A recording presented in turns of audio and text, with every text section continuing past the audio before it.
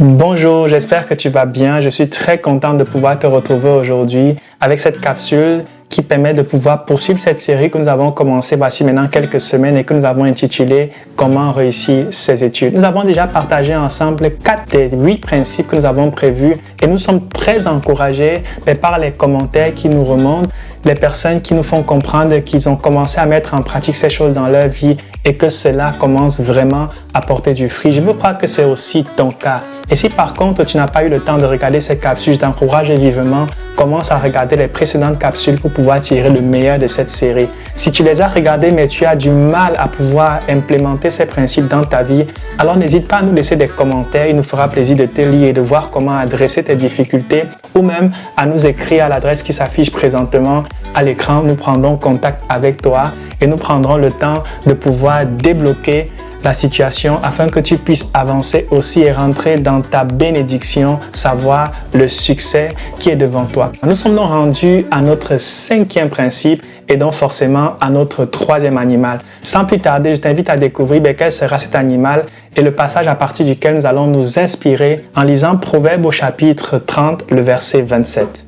Les sauterelles n'ont point de roi et elles sortent toutes par division. Vous l'aurez donc compris, notre 3e animal, c'est la sauterelle. Et nous allons apprendre notre 5e et notre 6e principe de cet animal-ci.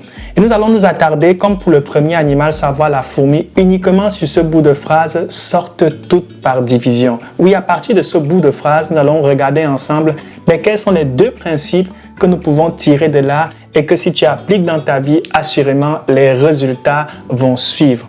Mais avant d'aller plus loin, j'aimerais avec toi considérer un article qui est paru sur le site Agence Science Presse en date du 15 mars 2020 et qui avait pour titre « Une épidémie de sauterelles ». Pendant qu'on parle de coronavirus, une autre épidémie partie d'Arabie Saoudite atteint à présent l'Afrique de l'Est et l'Asie du Sud. Une épidémie composée de milliards de criquets pèlerins appelés aussi sauterelles du désert, comme on n'en a pas vu depuis un quart de siècle. Réalisez-vous la portée de cet article. Il s'agit de grandes puissances dans le monde qui sont en train de considérer quelque chose qui est en train de se passer et qui ne fait pas beaucoup de bruit, mais qui pourtant est très dangereux. Des puissances qui ont l'arme nucléaire sont en train de trembler devant des sauterelles. Comment cela peut-il s'expliquer? La réponse se trouve dans le titre de cet article, le nombre de milliards de sauterelles. Ils sont peut-être petits, mais en grand nombre, ils commencent à devenir redoutables. Le verset que nous avons lu ensemble dit qu'ils sortent toutes. Et voilà le bout de phrase sur lequel nous allons nous attarder, sortent toutes. Nous avons ici la clé et la force de la sauterelle. La sauterelle a une grande capacité à travailler en équipe. C'est un petit animal qui peut ravager tout un territoire. Pourquoi? Parce que lorsqu'il vient, il vient avec ses coéquipiers.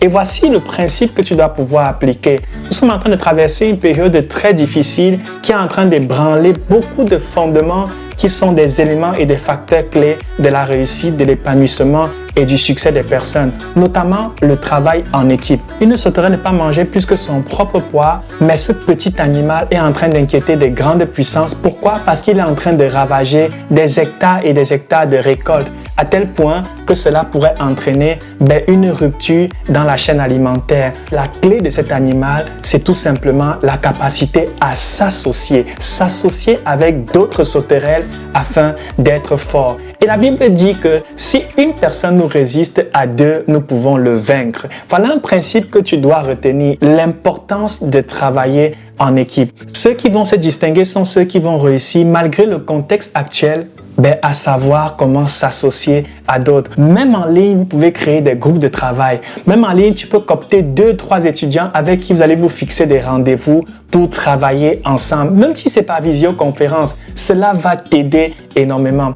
Permets-moi de partager avec toi un constat que j'ai fait dans ma vie dont je ne suis pas forcément fier. C'est que j'ai réalisé qu'à chaque fois que j'ai des rendez-vous avec des personnes, fussent-ils très tôt le matin, il est plus facile pour moi de me lever que lorsque je n'ai pas de rendez-vous. Et cela m'a permis de considérer et de réaliser une chose, c'est que lorsqu'il y a des personnes, cela est une source de motivation pour moi. C'est une réalité. Et en fait, je ne dois pas forcément m'alarmer dessus parce que c'est un principe universel.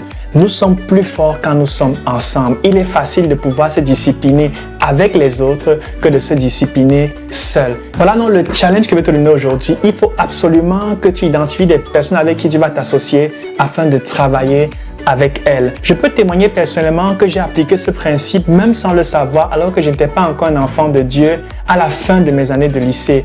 J'avais 3 personnes avec qui je travaillais continuellement et cela m'a beaucoup aidé. Alors vas-y, crée un groupe d'études, associe-toi avec des personnes avec qui tu vas travailler et crois-moi, cela va grandement affecter tes résultats. L'importance du travail en équipe, la puissance de l'association. Va et applique ce principe et tes résultats ne seront juste plus les mêmes. Nous sommes rendus au thème de cette capsule. Je veux croire que tu as été béni parce que nous nous partageons ensemble. Si c'est le cas, laisse-nous des commentaires, mets un petit pouce sur la vidéo, partage-la autour de toi. Moi, je te dis à très vite pour continuer cette série. Que Dieu te bénisse abondamment et une fois de plus, prends soin de toi.